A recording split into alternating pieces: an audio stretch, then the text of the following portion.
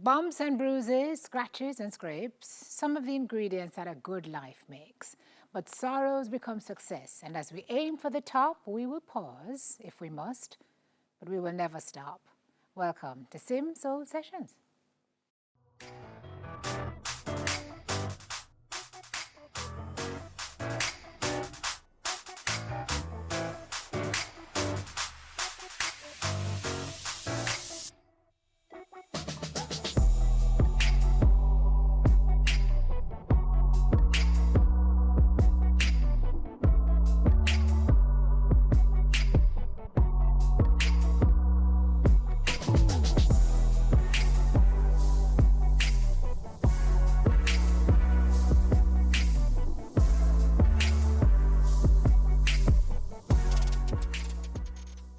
Hello and welcome to Simso Sessions. This is a safe space to share your stories. Tonight I have in the big chair singer, media personality, and one of the most sought after supporting vocalists. She's toured the world with some of the biggest names in reggae music, but is a singer in her own right. And my friend from way back when, Heather Cummings-Williams, joins us to tell us about her journey, about her own life song, the moments when it's been off key, on key, but how now she thinks she has achieved some harmony. So we welcome Heather to our show. Thank you for being here. Thank you. Heather with the weather. You remember that. Heather and I go back to fame days, so it's good to have you To here. see you here. We saw each other about 2 months ago, and you said to me, Sim, I'm ready to share my story. Because there are a lot of folks who look at you, look at what you do, you know, working in media, and think that they see this perfect person who, you know, life is great with, but they don't know that this person has been through some stuff and is standing despite what you've been through. So thank you for sharing, first of all.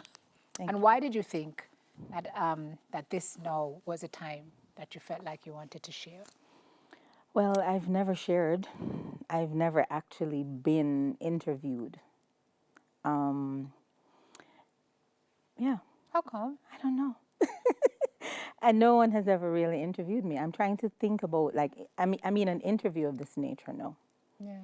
So I've always watched you, you know, and of course you mentioned that we're coming from way back, and, you know, I'm proud to see your achievements. And I always say, you know what, I'd love to be on Simone's show one day. So, you know, when the right time comes. And Look at you. Oh, it's the right time now. Boy, it's funny. You know people, but you don't really know people. right. And when we spoke for the pre-interview, I said to you, you asked me, what have you heard? Because when we first spoke, I told you I'd heard some things, but the truth is that when you work in this industry, Heather, you know, people make stuff up about us course. all the time. And so you were very honest in that moment, and you said, let's talk through.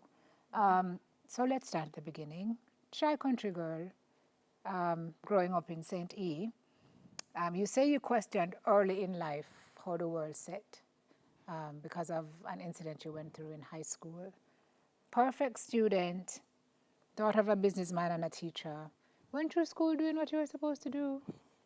And then graduation did not happen because of a simple, well, what we would describe as a simple thing. What happened? All right, so I grew up in St. Elizabeth. I was actually born in Spanish Town. A lot of people don't know that. So I was born at Spanish Town Hospital. Yes, and my mother, she just had me there and just took me back to the country. So I went to prep school there, then went to high school. And so where I went to high school, it was an all-girls school. So you know Hampton, right? So of course, The Hampton. very, Say it very, right, girl. very strict, and it was the school in St. Elizabeth to attend. So I remember preparing for CXC exams, and I was in my dorm with my dorm mates, and we were studying for history exam. And of course, we got very hungry. So, you know, teenagers, they always have this rule, never pass the sink in the driveway. So we had a driveway that, you couldn't pass that sink at all. And then you had like the gate and you had shops across the street. So you hear the music over there and people, the bun and cheese over there selling and the sodas and the things that we would eat as young girls. And so we were so hungry that night. Like almost everybody said, "Well, I'm hungry." So we said, "All right, let's go." So we sneak out and went across the street to buy bun and cheese and drinks.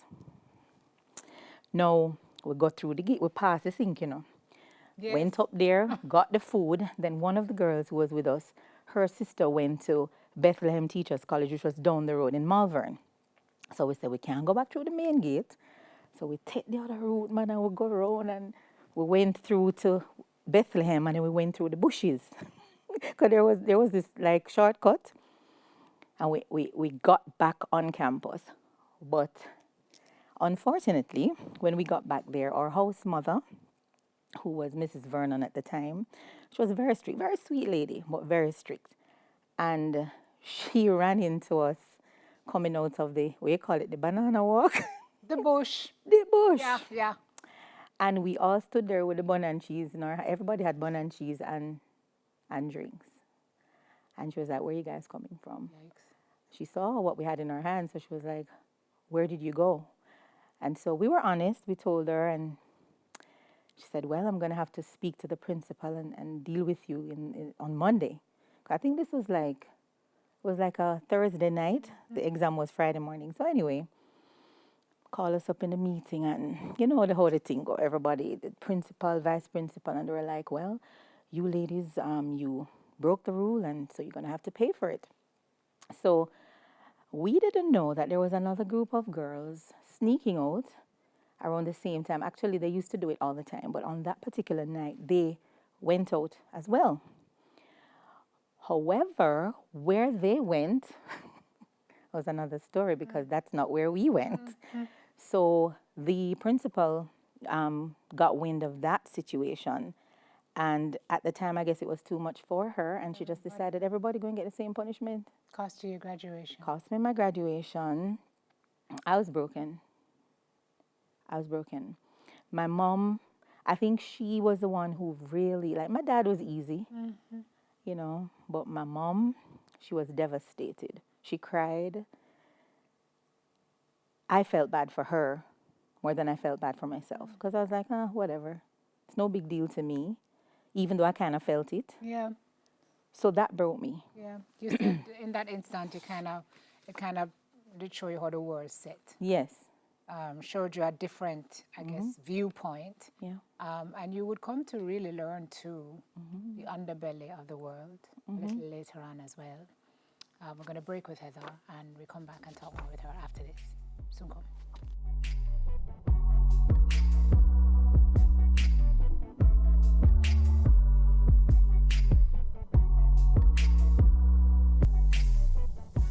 All right, so we're back with Heather Cummings-Williams. So that cost you graduation. Mom was disappointed. You were disappointed for Mom, more disappointed than you were for yourself. But what did that teach you? When you say teach you how the world set, what did you mean by that? Well, I accepted the fact that, and I took the responsibility for breaking the rule. But in my mind, I was thinking, first of all, when you do that, it's kind of exciting, but you're thinking that you're not going to get caught. So when we got caught, I was like, well, the rules are the rules, and if there's punishment, then I have to work with it. Yeah. But then I felt it was a bit unfair based on the fact that even though we both broke the rules, the other situation to me was a bit more, it was heavier. Yeah. It was more to, boy, I think we probably need to figure out how we're going to punish these girls and, accordingly, if you understand. Yeah. So Wasn't fair. It wasn't fair to me. Yeah. And I think punish me, maybe suspend me if you have to, but allow me to graduate.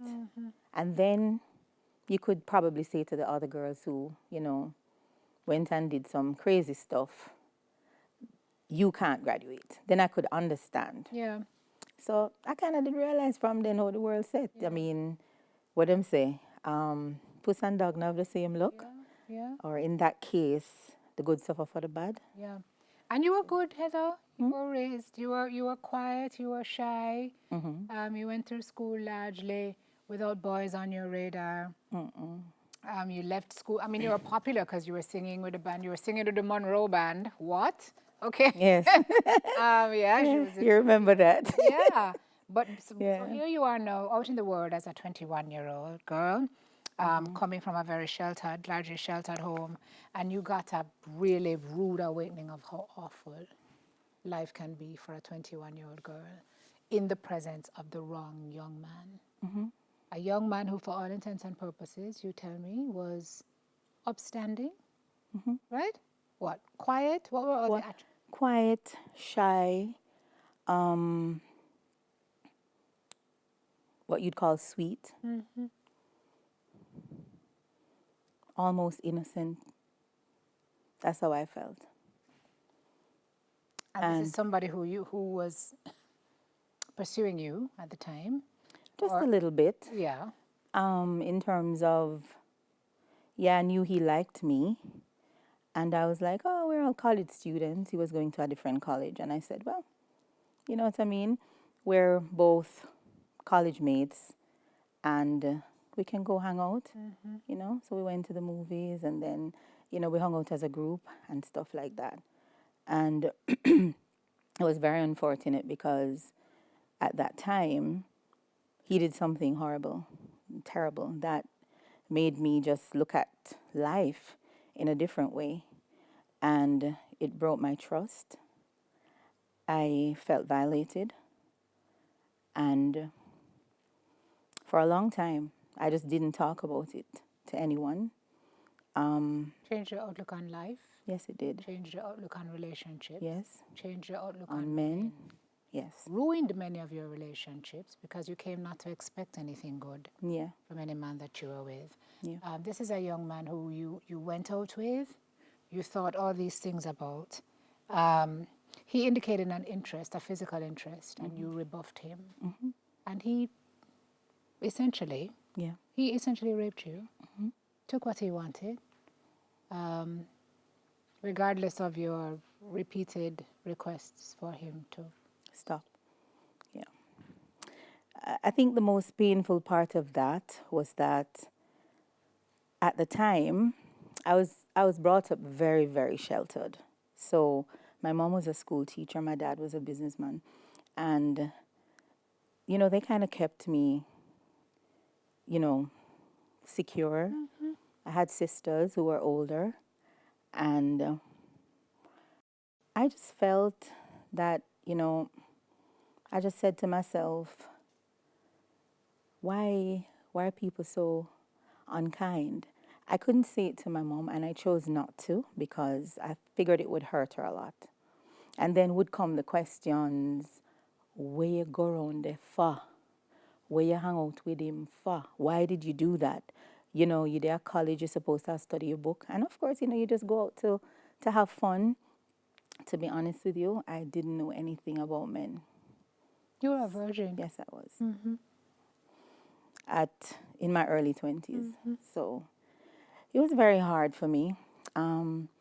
It took something from me that I wanted to keep for myself until I felt the time was right. And so I didn't get the opportunity to do that. So I felt robbed. But even outside of that, Heather, you told nobody. You told your sister 3 years later. No, many years later. More than that. Yeah, when I was a big girl, like in my 30s at the time. And so what was that part about? Because a lot of what you had to work through too was shame. Which is something that, you know, a stigma I'm so actively trying to break. This happened to you, but you were ashamed for yourself? Yeah, I actually blamed myself because I said I should not have been there. I honestly felt at that time I was so trusting. And I grew up going to church with my siblings, my mom, We had a lot of male friends, church mates, and it was always people protecting me. My dad and I were really close, and I always grew up, with my dad protecting me, and he was like my best friend, you know. And so all I knew at the time growing up was getting that protection and that love from a male figure, so to speak. And so that kind of made me go, wow, take a step back. Not all men are going to protect you. And it was hard. It was hard to come to terms with it. And yeah. Yeah. I'm going to talk about how that influenced love for Heather after that and relationships for Heather after that. Now she's in a fantastically healthy relationship with a ring on it, right? So healing is possible, but we'll talk more about the journey to that point that she is now after this. Soon come.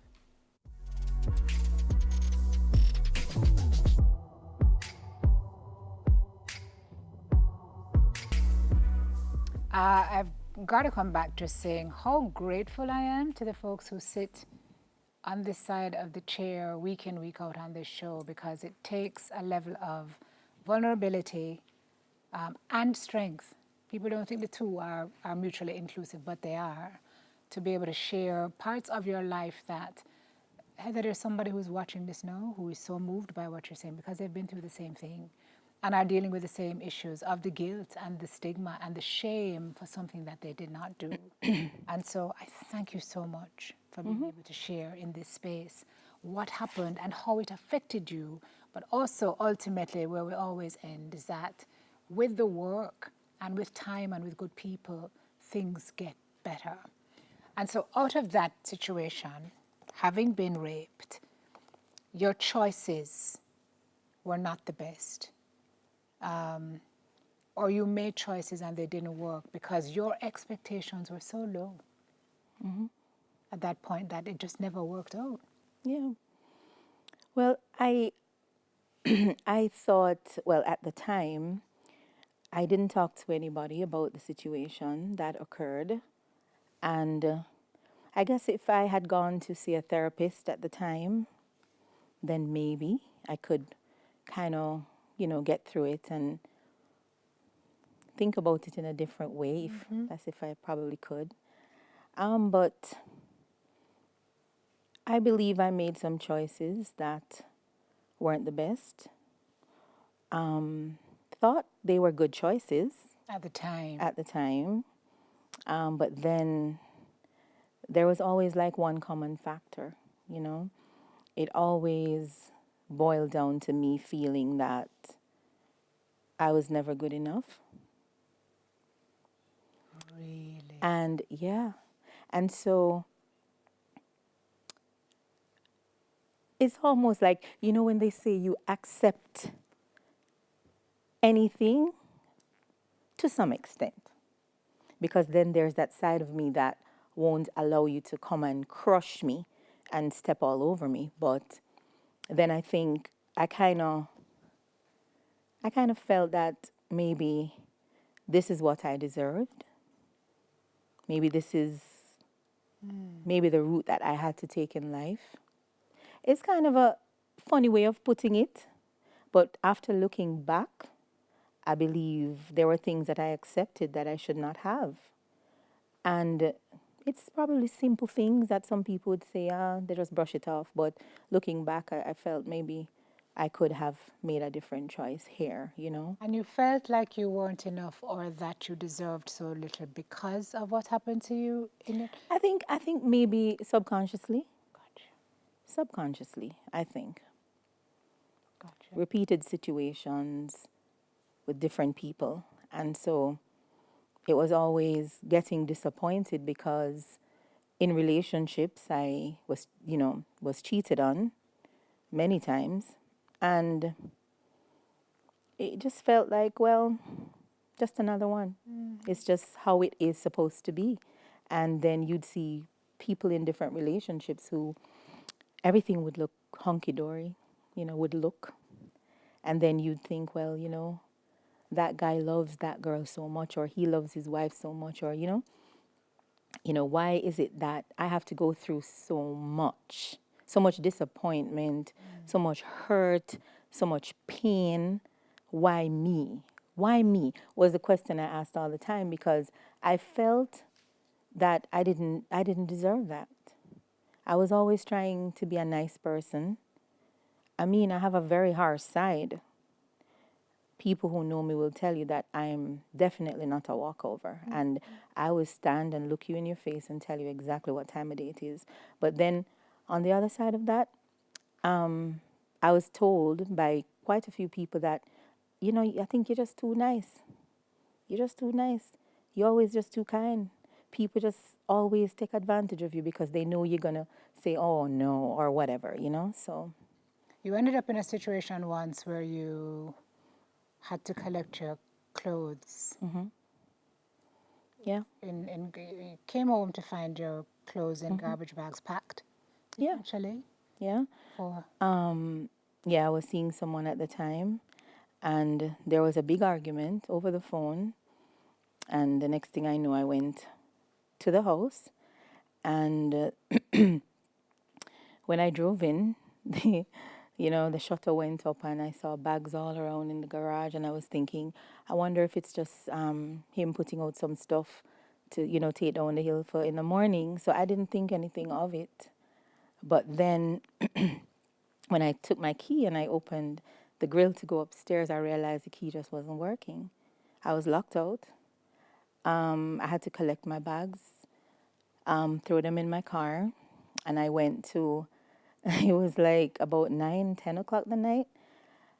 I was devastated. So there was nowhere for me to go at the time. I didn't want to just call any and anybody and say, oh, can I just come by you for tonight until I get myself sorted out in the morning? So I I went to Dunrobin Esso Tiger Market, and that's where I slept in my car until the following morning. Before that, though, there was a situation when, in my earlier days, coming into Kingston, I lived with my aunt. She was living up in Cherry Gardens at the time, my mom's sister, and I stayed with her. I got a job at a radio station, so I was very young and wasn't getting a lot of money at the time. I was a sub editor working in the newsroom, and there was a young lady who was living at my aunt's house. So she lived in the cottage, right? Now, me, a young, fresh country girl, just come from country. And I remember, after a while, we started talking. We became good friends, and I thought she was a really nice lady. And she was moving out to go to a bigger space. And at the time, I felt I probably needed to be in my own space as well. So we made an arrangement. And I said to her, you know what? Let's go get a place together. She in the working world way before me. And, so of course, she went and looked at this place. And we went together now and said, all right, let's get this one. At the time, the person she was dating was her boss. So, bigger man, older man. So we got the place. And I remember at the time I was working $8,000 a month. Long time ago. The rent was $8,000 a month. But I put my $4,000, she put her $4,000. And we feel like, yeah, we make life because me hold back the $4,000, for buy groceries and pay my way to work. And, you're young, you just a live. And one morning I got up and I saw a note on the table and it said, she wrote to me. She didn't talk to me. She wrote to me and asked me to find a place. hold the thought. Your $4,000 wasn't going so far. Hold it. We'll take a break and come back. Heather finishes the story on the other side. Soon come.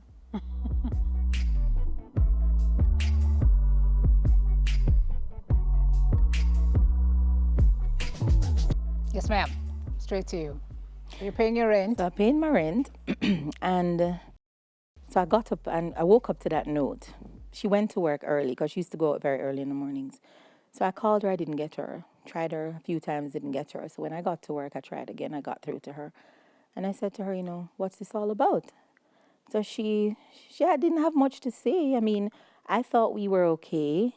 I was in my own space. I work, I come in. By the time I get in the evenings, I'm so tired, I just go to bed. I didn't interfere with her and her partner. It was nothing like that. We shared responsibilities, that kind of thing.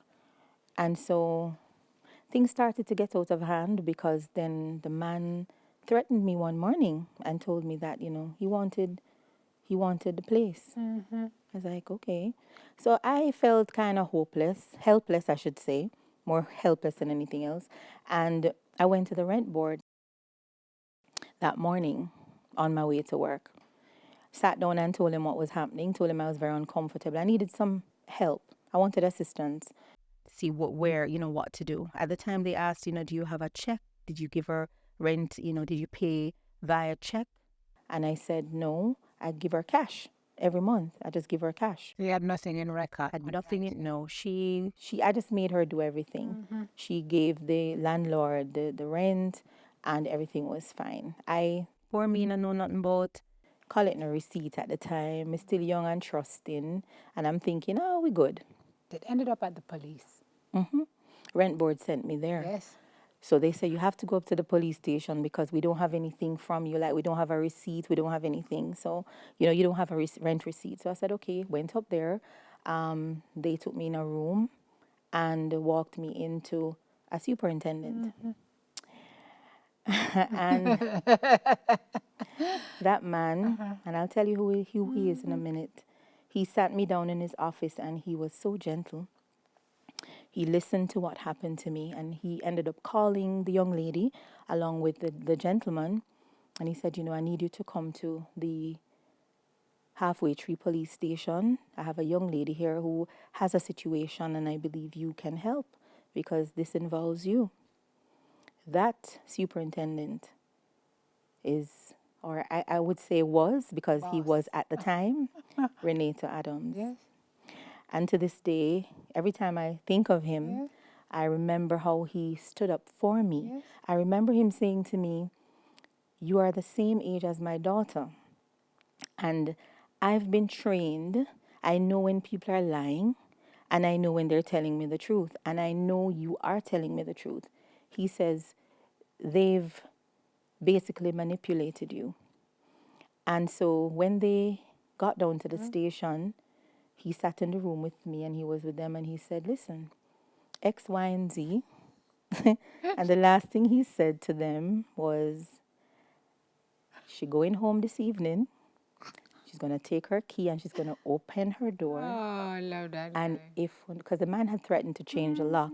And he said, if we're no bad, change it. Yeah, full stop. But what had happened, because in the interest of time, Renato Adams was the person who got it out of the young lady. What she was doing was collecting my $4,000, pocketing it, and telling the man that You were caught. So the man was paying the full rent as her partner, and she was lying to him and telling him that I was just catching. I was waiting to find a place. And instead of coming to me and talking to me about probably having her own space, that's what she did. Poor you, fresh eyes out of country, getting your licks, Full and learning fool. about life. Fool. Just not at all. But at a point, Heather, going through the relationship issues, going through what you went through, acclimatizing to Kingston, you also suffered miscarriages. Yeah. Right? Which is a really tough thing to deal with. God bless your daughter, who is your, Yende would say, womb fruit. Yeah. Blessing that you have. She's not 20, your daughter 20, is. yeah. So you've been blessed. Through all of it, you say it was a word from Pastor Ryan Mark when you were at your lowest that kind of gave you hope, or? Yeah. Well, I went to visit his church once and my daughter was with me and he was, talking to some people, about, what God was telling him. And so he stopped right in front of me. He stopped by me and I stood up because he wanted me to stand up and he said, your name. And he said, Heather Cummings. God wants you to register that name. And I looked at him and I said, register my name? And he said, yes, because God says to tell you that in time to come, you will be the voice of many women who are battered and broken. They will be affluent women in good positions in society. What should I say? Decision makers, he said, and they will trust no one but you. And you have seen that come to pass. Many times. And because of what you've lived, you are in a unique position to speak to these women. Yeah. So all of this was just you're being equipped? I think. Well, I know. Because they say, I mean, I don't think you can be a good therapist or a good counselor if you have not gone through the fire. That's my belief. I could be wrong, but it's like you telling me how to raise a baby or how to take care of a newborn, and you've never done it before. So, I mean, of course, as a young mom having your first child, of course, it's gonna just happen. You know, it will happen naturally. But for you to give advice on something that you've never lived, It's different. it's You different. can, but it's different. When It's you lived different it. because you won't understand what to feel. You don't know. You didn't feel it. You didn't live it. Yeah, it's been a bit for Heather, but she's had a lot of support along the way. That's why she's still sitting here. So you know what time it is. Run it lower, please. I personally just want to say, enough respect and thanks for your contribution to the music, of course. So, we just want to say big up Ella. Right now, we want to just tell you to continue your journey and show people how talented you are. Enough respect. I just want you to know that you're not only my cousin, you are my sister, and you have always been my superstar. I've never really told you that, but I'm pretty sure that you have an idea to the depth and the magnitude in which I love you. And I have watched you do many great things with your life. So many accomplishments. And I have been so proud to say, that's my cousin, Heather Cummings. And my wish for you is that God will continue to pour his blessings upon you. And may he grant you everything that your heart desires and more. Because if there's one person on this planet who is more deserving, it is you, my sister. I will end by saying once yet again, I love you. We have been friends forever. When you first arrived at college, I was asked to chaperone you, and you took my hand and you said, let's go. And we have been friends since then. That's what I love about you, Heather. Unconditional, positive regard for everyone. And Heather, I know the sides of you that are undergirded by tears. And I've watched you dry those tears with prayer and with faith. Continue to trust God. Continue to use your voice. Do your music. You have something to say. Congratulations to you and J Major Scale and Onelia. Build your little flock. On behalf of my family and I, when you are not in our sight, you are in our minds and in our prayers. God bless you. I am incredibly proud of you, not just for your accomplishments in your career, but just how much you've maintained yourself. You've remained true to yourself, the person that you are. The same person you are with friends and family is the same person that you are with any person that you meet on the street. You are approachable, You are humble, you're compassionate, and I couldn't love you anymore for it. Keep up the good work, keep your heart open, and I pray God's eternal blessings and happiness on your life. I love you and I miss you. I can't wait to see you. Congrats. Heather, you have been such a friend to us. Your loyalty has no boundaries. Even though you can be territorial with it, it is an admirable trait. I love you, we love you. Thanks for being there for us. Thanks for the strength and the motivation that you have passed on to us. Keep soaring, keep being the best that you possibly can.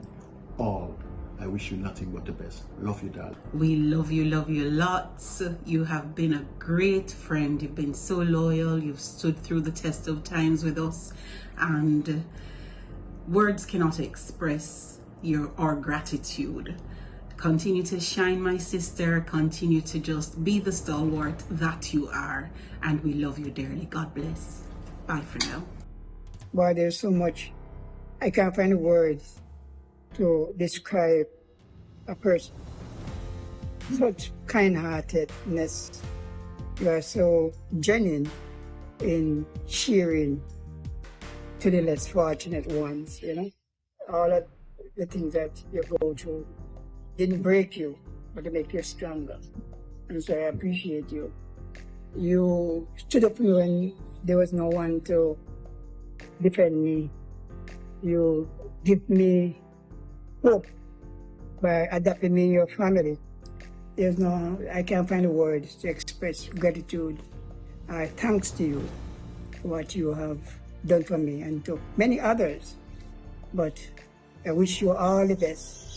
I wish you God providential care and prosperity in your life, in your family, always. Love. Be strong. Hi, Heather.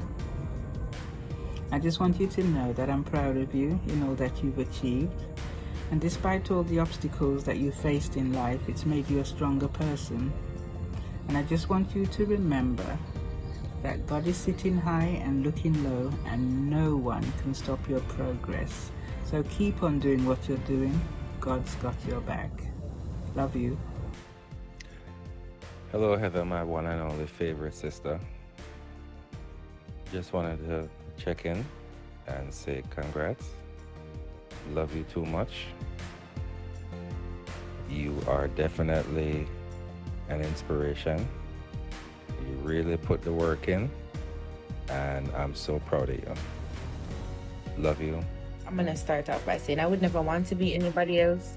I'm glad that God made you my mother, because he definitely knew what he was doing when he did that. So all of the struggles that you've been through, I really hope that it will turn into something positive in your life. And I just love you. And I might not show it all the time, but if anything was to happen to you, mommy, I don't know what I would do, if I'm honestly speaking. So just continue to take care of yourself in the best health, everything, best mental state, as much as you can. And I will always be here for you anytime you need me. You don't have to ever doubt it. So I love you, mommy. What's up, Bobs? You're looking fantastic. It's a blessing seeing you in such a setting, telling a story. I know it has been a dream for you to share your life journey with a lot of persons, letting them know that, trust me, you've had a lot of ups and definitely a lot of downs. But I want to thank God personally for navigating your life through those different stages, making you into a better person, a stronger person, and definitely for even blessing you with so many talents, multi-talented, multifaceted, a great lady, great host, great singer, great everything.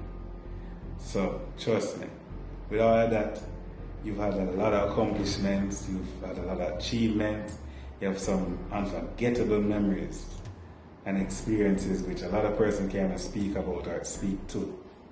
So I wanted to let you know that I'm proud of you, I'm here for you, and trust me, we have so many more bridges to cross together, holding your hand, leading you forever. Love, Joey.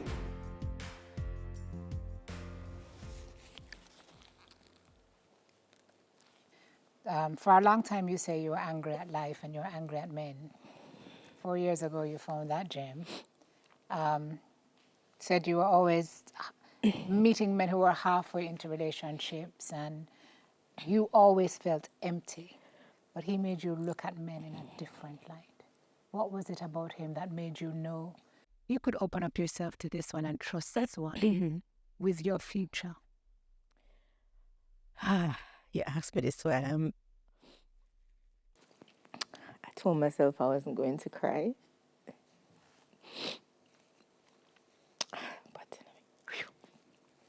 so when I met my husband, I was in a very lonely place. He displayed more consistency than I've ever seen in anyone. And that to me made a huge difference. I was always given empty promises sometimes. Still didn't think I deserved that.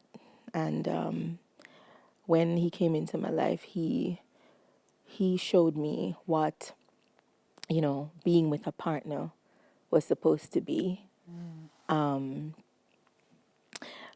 He's the only man that I've ever been with who actually sees when my nail polish is not done properly. It's not put on properly. Yes, I went there. I've never experienced anything like that.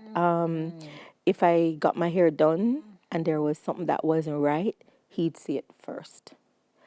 And he's always fixing me, always. He would take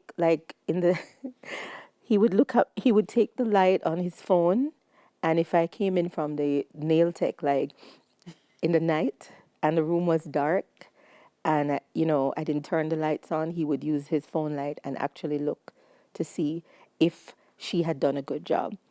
And he would examine my toes and my fingers and he'd say, yes, that's good. Or And so you're in your bestest state and in your worstest state. Yeah. You be yourself. Right. Love that. Yeah. Thank you for loving her. She deserves it.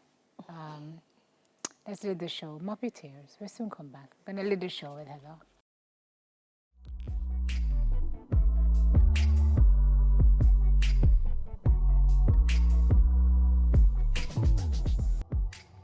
All right, folks, we just have 2 minutes, so we're going to lead the show quickly with Heather. You're in a new place now of creativity. You're working on an inspirational album? Yes. Yeah? Yeah. You feel that's your calling now? Yeah, I've always wanted to do an album, and I thought to myself, what do I do? Do I do love songs? Because I've done a lot of songs I've worked on a lot of records, like back in the day, like many. And so everybody always knew me as a background vocalist. We did work with Byron Lee and the Dragonaires, doing dancehall, soca, all those songs. But a lot of people don't know we sang on them. It was like me, Nadine Sutherland, Jem Miles, Luciana Sweep Over My Soul, singing Melody Want You Back, Sanchez Man with the Handle, Sanchez's gospel album. I mean, you name it, Barry Hammond's albums. And so I said, Heather, what's your calling? And I said, I think inspirational music, not gospel music, but I could still do gospel music. I make it like a blend, but inspirational music. I need to inspire people. And my husband is a classical pianist. And so all the time at home, we'd just get together and sing and write songs. It's so healing. Yeah. So I have a lot of songs that I'm working on right now. We're excited to hear that. Yeah, so I can't wait to do that show. So Heather Cummings-Williams lives in a place of gratitude for all of it. Yeah. I'm grateful because having gone through so much with a diagnosis of ICH, which is intracranial hypertension, and living through that, when you get to that place, when you realize God has been good to you and He has given you that chance to live and to inspire others, that's a good place to be. And, I just want to inspire people, like with my music that's coming out. Listen out for stuff from me. My podcast that's coming out. Just look out, because we want to talk to people. We want them to speak from the soul, and I want to also touch them with songs. Yeah. Thank you for touching us with your presence today. Thank you for having me. Loved having you in the big chair. My friend, Heather Cummings-Williams, I'm so proud of you. I'm proud of you too. Thank you, baby. Yeah. Affirmation time. Let's lead this show.